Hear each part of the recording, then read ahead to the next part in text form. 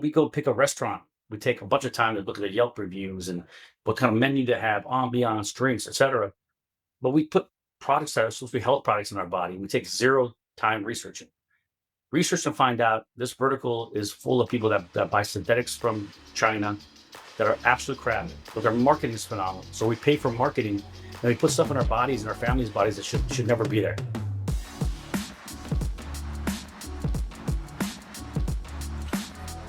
Welcome back to the Fitt Insider Podcast. I'm your host, Joe Veneri. Today I'm joined by Shahab Elmi, co-founder and CEO of Cymbiotika. In this episode, we discuss building a category-defining wellness brand in the crowded supplement space. Plus, we talk about initially bootstrapping the business, raising $25 million in new funding, obsessing over churn rates, and launching clinically backed SKUs. Let's get into it. The Fitt Insider Podcast is presented by EGYM. EGYM's smart fitness ecosystem is transforming healthcare through exercise. Combining strength equipment with AI-powered software and corporate wellness platform WellPass, it's leading the shift to proactive preventative health. Learn more about EGYM's intelligent workout solutions at egym.com. Shahab, welcome to Fitt Insider. Thanks for joining us. Thank you. Honored to be here. Yeah, excited to chat. You got a lot going on, a lot of recent announcements, but for folks who aren't familiar, maybe just a quick about you and about Cymbiotika, and then we'll get into it. Yeah, I'm the luckiest guy in the world with the greatest wife for 26 years, Shahab Elmi, 2 little girls, the best parents you could ever think of and ask for. I'm from Iran. I'm very proud of it. Also the most proudest American you'll ever meet in your life. I think we live in the greatest country in the world, and don't let anyone tell you otherwise. We got room to improve, but we're still the best by multiples. This is our 5th company. This was a passion project that we started to help people. And 6 years later, and over 100 million packets sold, we're on our way. Very simply, like supplement company, you said, I was going to ask when it officially launched because I've seen the brand for years now, but it seems like more recently really taking off in a big way. Just what do you kind of attribute that to? What do you think of this kind of category of the ingestibles that you guys are specifically in, and what has ramped up more recently to get it to that kind of mainstream breakout? Great question. I'll jump around if you don't mind. So, one, the vertical is terrible. It's a terrible vertical. I think you're dealing with people's health, and as a husband, father, son, you're dealing with their family's health. And unfortunately, this vertical has been a race to the bottom for many, many years, where most of the stuff out there is just absolute crap. And there's so much access to information these days. I would just tell everyone, don't buy Cymbiotika. Just go research. Spend a little bit of time researching. When we go pick a restaurant, we take a bunch of time to look at the Yelp reviews and what kind of menu to have, ambiance, drinks, etc. But we put products that are supposed to be health products in our body. We take zero time researching. Research to find out this vertical is full of people that buy synthetics from China that are absolute crap, but their marketing is phenomenal. So we pay for marketing and we put stuff in our bodies and our families' bodies that should never be there. The reason I think this company has done well is our products work. I will put up our products. We had a gentleman email me the other day, one of the news outlets, and I said, we're the only ones that post our tests online. You can see where our products are made, how they're made, and where they're tested. That's called transparency, and we're not afraid of it. If you're not afraid of your products, you should be proud of your products. You should be very transparent with how they're put together. And your customer base should have the opportunity to look at your products, measure them against other people, and make an educated decision if those products are right for them or not. Our products work. And so you can hustle people.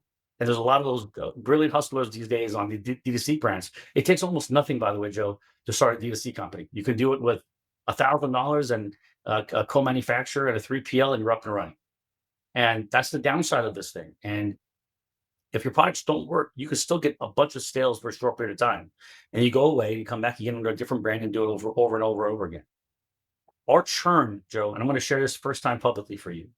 Churn is the most important measure. If you really care about your customers, that's the only metric you really track. You asked me offline about our revenue numbers. I don't really care. To be honest with you, I could not care. Our investors care, so I care because for them, when we wind up getting an exit or we go IPO, those folks will care. For me, the most important metric is churn. Churn measures how many customers cancel per year versus the total subscriber base you have. And we're a subscription company. Don't worry about reviews. Don't worry about all that nonsense that happens online. Customers will tell you how they feel about your products with their pocketbook. And if they cancel, that means they tried it for 2 or 3 or 4 months and it didn't work. That's why they canceled. If it was working, if you said better digestion, better sleep, lower inflammation, and they got those things and they bought because they wanted those things and it worked, they wouldn't cancel. Our churn is 12%. Most of our peers are in the 40 and 50% range. Why? The thing about churn that I love is you can't fake it with brilliant marketing. Once you get the product and customer, you can do it on the initial sale. They get it, they consume it, and they feel something or they don't. And so the efficacy of our products is why we're doing so well.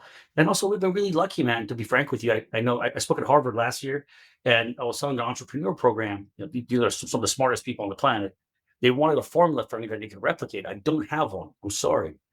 But what I'll tell you is our products worked and we had celebrities. A lot of them are my dear friends from prior companies. But most of the folks in our safe round that you mentioned offline, our investor list, posted us organically. That's how we found out about them. Gunn had posted us one day. I woke up in the morning and there's always messages saying, Gunn just posted you guys. So I messaged them and we became friends and our relationship started from there. Many of the folks that are in our safe round were there because they were customers of ours without us even knowing.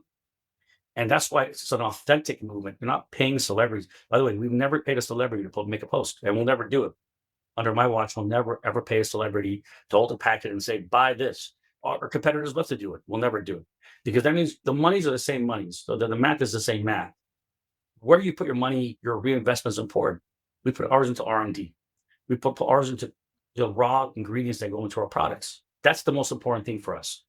Our competitors think having a former champion of XYZ is important to bolster your product. It's not important for me. I couldn't care less. By the way, I'm a massive fan of all those people they use. I'm a fan of all those people, but I want to pay them to sponsor my company because I'm taking dollars away from what's important, and that's R&D. That's raw ingredients, and we'll never do it.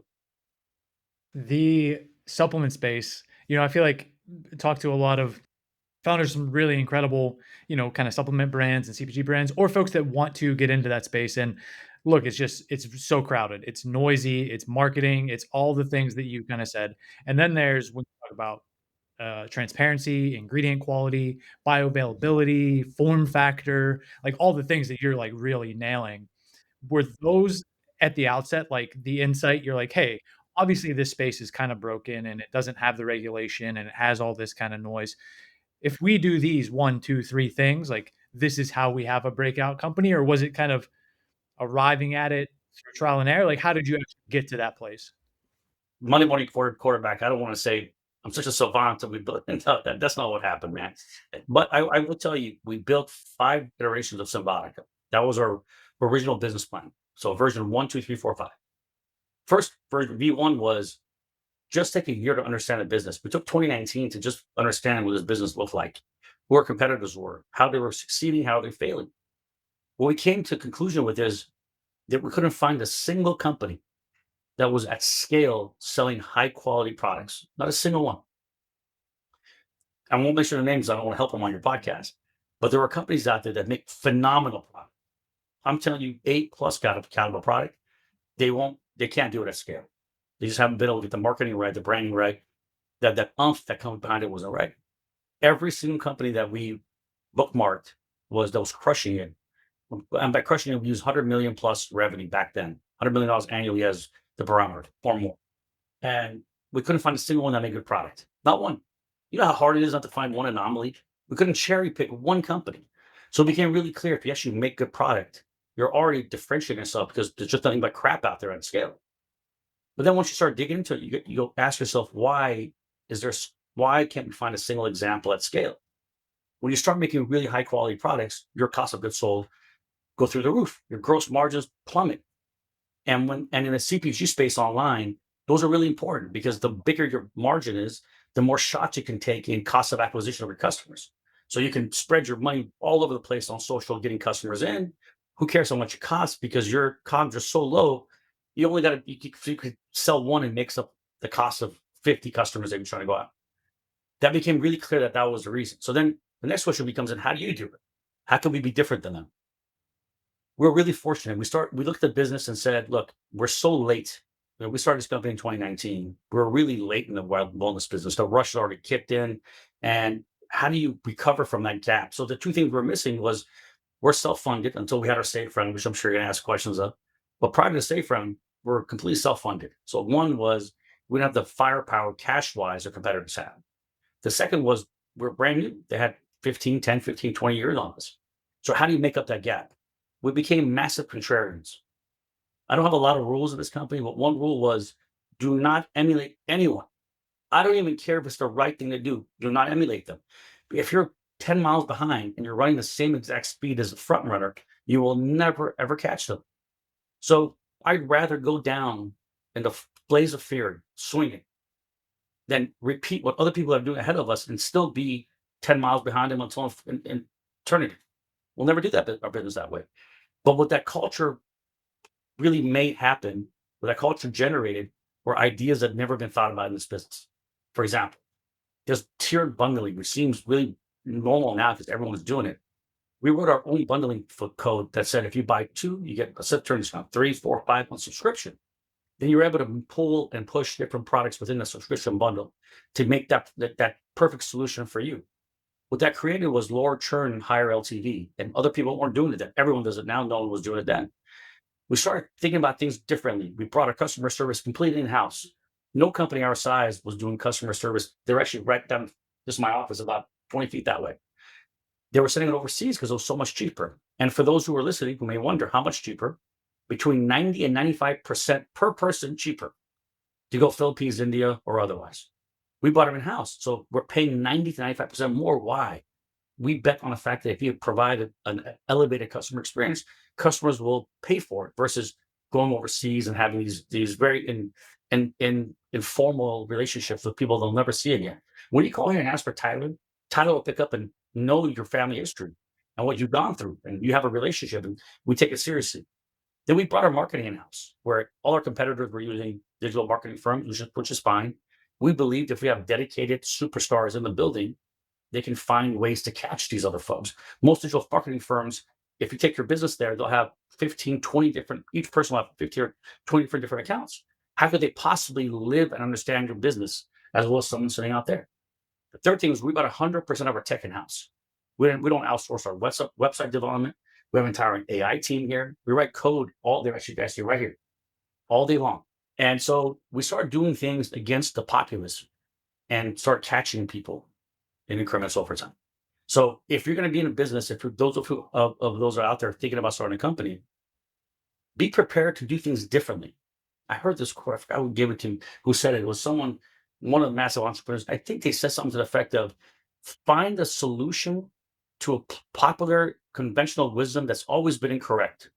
But we've always gone forward assuming it's correct. That X we should do X because it was done last year and the year before and the last 30 years. That doesn't mean it's correct. It just means that's what we're used to doing. There was a point where burning witches at the stake in Salem. It doesn't mean that was the right thing to do. They were just doing it back then. So imagine if that practice was repeated over time. And so we've learned a lot. And there's a hesitancy for entrepreneurs to want to take massive risks. They don't want to lose. But the second you decide you want to play not to lose, you've already lost. Do something else. It's fine. There's a billion professions out there. But don't you be an entrepreneur and play not to lose. You come in this space.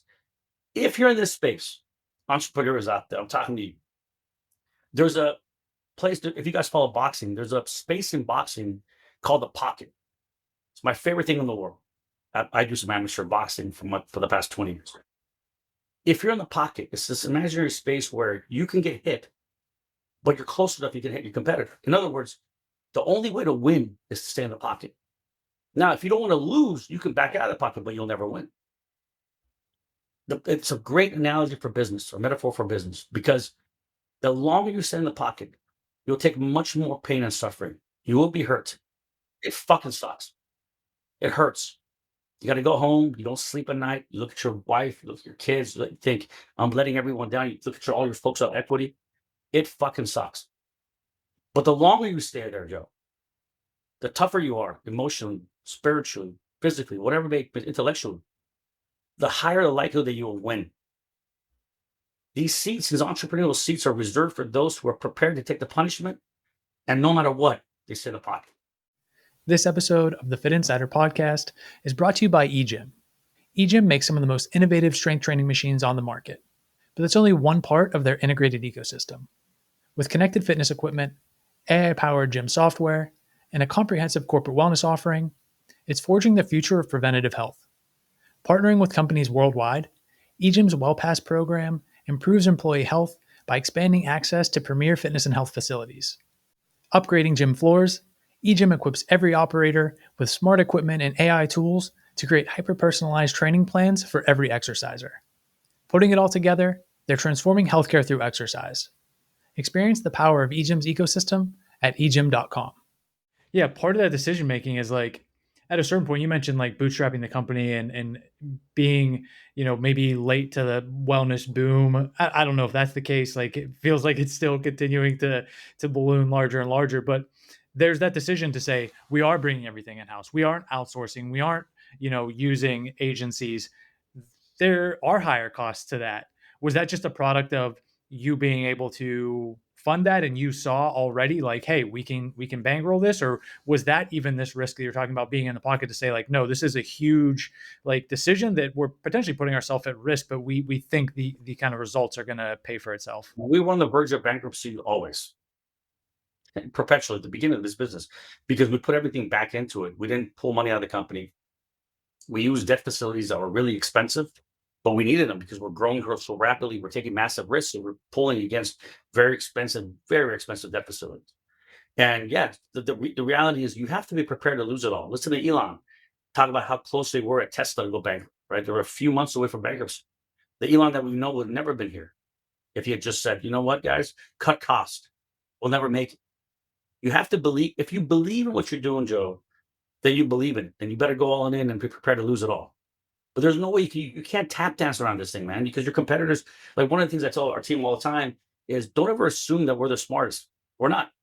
There's brilliant people everywhere, man. Go to every single startup that you've been having on your show. They have a bunch of brilliant people there. That's why they end up on your show. And so the idea that if you just play conservative and you protect your company and cut costs and somehow you will magically win is so crazy to me because your peers don't think that way. There are 20 supplement companies right now, just like Cymbiotika, who are having aggressive conversations around what can we do to take Cymbiotika down. And you can't defend your way to success. My least favorite thing in the history, I'm a big football guy, is the prevent defense. Like it's like anytime a team falls really ahead, they drop the conservative prevent, and the other team winds up catching up because they switched what got them there with 20-point lead, Falcons, Patriots, Super Bowl, for example. What got them there, you stop doing what got you there. Why? It was working great. That's why you have the 20-point lead. The second thing you change your mindset to enough of that. Everyone be conservative. Cut all the expenses. Stop thinking about tomorrow and the next year. Stop innovating. The second that happens, you're done, man. There's another guy down the street who's going to be far more aggressive than you. Far more. Part of that is you kind of alluded to it a couple of times, and we talked about it offline. Recently announced that you had raised $25 million. You can correct all the figures and what was what. But with that, you said perpetually, on the verge of bankruptcy, having debt facilities, because as the reporting is kind of going and the story is unfolding, it's like this is the first outside capital. You guys had previously used debt facilities, making the decisions basically to put the company at risk. Like what was happening there in terms of like the financing and the rationale behind, okay, do we raise money now? Do we take outside capital? Do we continue to bootstrap? Do we take on debt? Obviously that's a whole bunch of things kind of rolled into one, but just how did you think about financing it as you're building the company? We started seeing in 2020, 21, especially, Joe, the acceleration of our business became unusual, unnatural almost. In other words, our tactics and strategies weren't really leading to this growth spurt. We had triple-digit growth 5 years ago, which is bootstrapped is virtually impossible to do. Like not improbable, impossible. But then we tell you something is happening to your business outside the confines of tactics and strategies, which is beautiful, which means we have virality at some point. So we just bet on ourselves. We had an opportunity to raise a lot earlier, but I've done this before. This is my fifth company. We've raised in my other companies. I have friends of mine who raised too early, and then they look back and said, "I just sold 30% of my company for $4 million or $5 million or $2 million. Now the company is worth $900 million." And the trade-off was really extreme. We believe that what we're doing was correct. We had the best products on the planet. People just didn't know about it. Our marketing was being processed in-house. but every single KPI was better than industry norm. We hadn't scaled it enough. So everything told us if you introduce $2 million, $3 million, $4 million of debt and accelerate marketing, accelerate inventory, you're going to see better results. So we're paying out of our, we're paying way. I mean, when CFOs look how much their interest we paid, because CFOs are structured the way they are, they think it's the worst idea ever. But if you pay arbitrary number, 25% interest, but then your business goes up 150%, that's a good exchange, because otherwise we wouldn't have gone up 150% if we didn't have the cash to get there. And so the trade-off was good for us, and it allowed us two things. One, most importantly, retain control of our company. Even right now, after our safe round and all the equity that we've given out to all this incredible folks that we have, we own a big chunk of the company still. Enough so that we can have our first price round, which we're the first one. I'm telling you still. You got Newsbreak. In the January, we're going to start a process to raise a bunch of money through more of a traditional institution, a PE firm. And those monies will go to the balance sheet to fuel our growth even further. Recently, I think it was the Target launch, kind of rolling out there, expanding the retail footprint. When you think about raising, whether it's this round or additional money, you talk about growth. What does that growth mean? Is that expanding the retail footprint, pouring more money into the digital marketing, just kind of be everywhere, blow up the company even more? Yeah, the companies with D2C was D2C primarily for the first 5 years of our existence. January 1st, 2024, we went to Sprouts. And by the way, Sprouts, it's not a Sprouts infomercial, but if you guys are in the CPG space, wellness, go talk to Sprouts. You will not find a better partner on the planet than these guys. I'm telling you, the best. And our relationship with Sprouts was really credible for us because it gave us, one, experience into retail, which we didn't have at scale. We had mom and pops and some small regional pockets, but 95% of our business was D2C. And the Sprouts experience helped us learn a lot about retail, and we succeeded, by the way. I won't mention numbers, but the targets they gave us, we surpassed by about 12x the first half of the year. And when their CEO had their earnings call in July, they actually mentioned us by name in their earnings call, which was awesome for us to hear.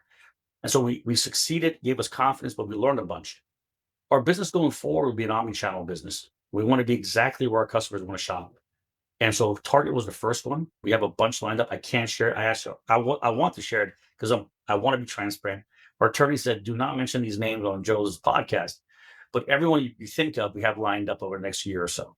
Everyone you could possibly think of. The order of magnitude is what we're working through to make sure that we have the right distribution and order.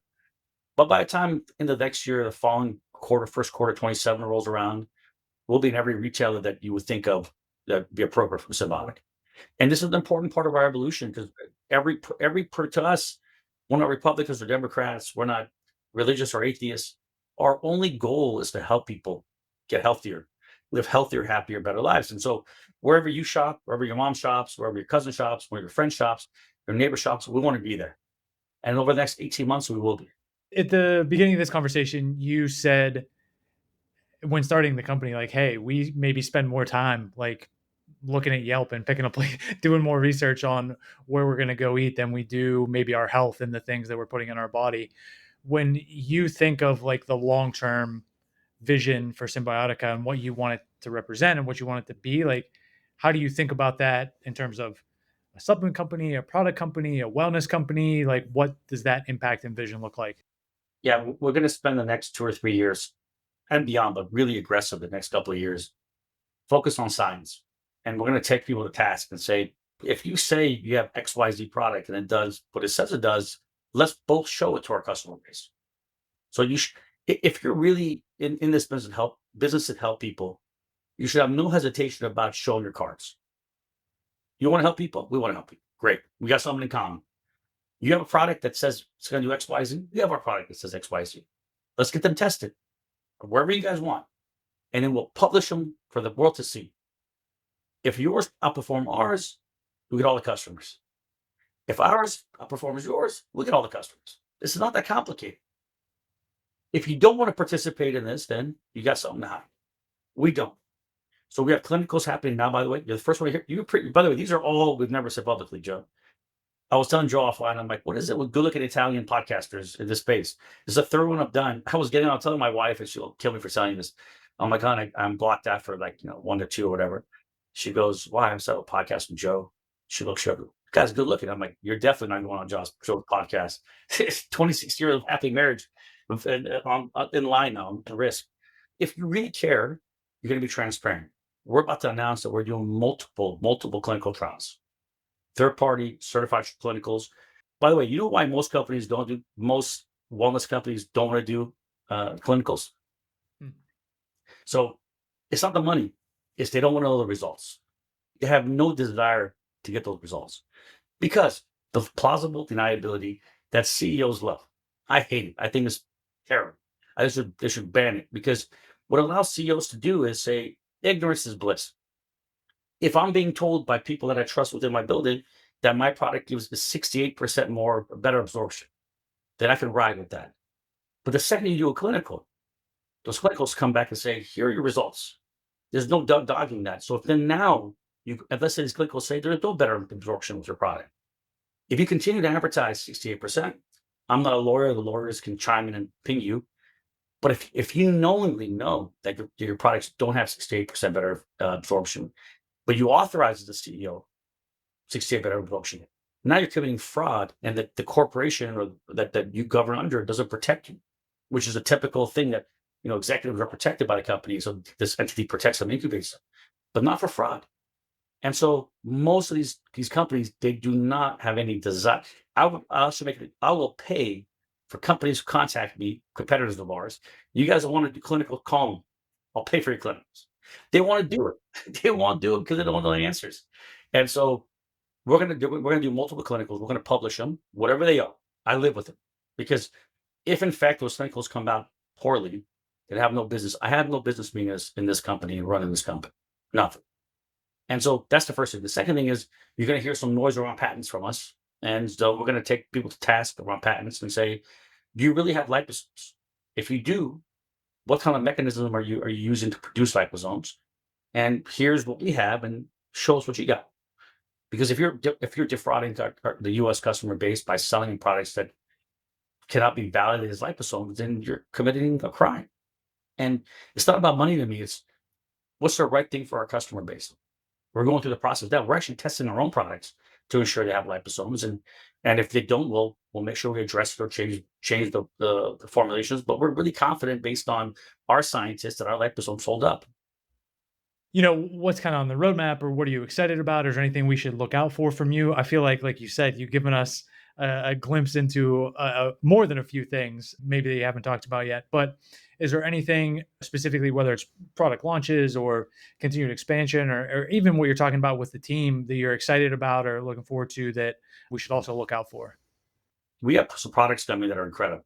We have our NAD plus, Liposomal NAD plus, coming out soon. They'll be part of the New You launch period in early 26. No one on the planet has made this type of product. In fact, we could probably make an entire unicorn company out of this one SKU. We thought about it actually to make it just a one-off. It's that good. And based on our commitment to our investor, I think we thought it was an appropriate to change. But if we didn't have an investor group lined up, we probably we'll break up another company and do it there because it's that powerful. Then our new creatine launches too, and then again, no one on the planet has made this creatine. And so these two products back to back are really unique, and I think that are going to really change the landscape of how people look at supplements. Where would you point people, whether website, social, anything else that you want to promote, or tell them to check out more? Yeah, I mean, I really don't want to like a promotion, if you will, but go to our site, go to our Instagram, Cymbiotika.com. Don't buy us. Please don't buy us. Research us. Research any competitor you want. Just take 20 minutes of your day and do so. And if you wind up purchasing us, great. But if you don't, no problem. But do not buy. One thing that I tell our marketing team is, let's get away from traditional meta spend around click on this thing to get discount to buy this thing. Let's focus on educating our customers. And if our customers do enough research and conclude that our products are the best, great. If not, that's okay. So don't buy us, research us. And that's good enough for me. Perfect. We will get everything linked up for folks to do more research, do their due diligence, and then make their decision. But super grateful you made some time today, and thanks for being here. Thanks, brother. It was an honor. Thank you. Thanks for listening to today's episode. If you got value from the conversation, please consider subscribing and sharing the podcast with a friend or colleague. It's a massive help. And if you want more content like this, including news and insights on the latest industry developments, subscribe to the Fitt Insider newsletter at insider.fitt.co. And one more thing, you can learn more about our recruiting and consulting services at fitt.co. That's fitt.co. I'll see you here next week.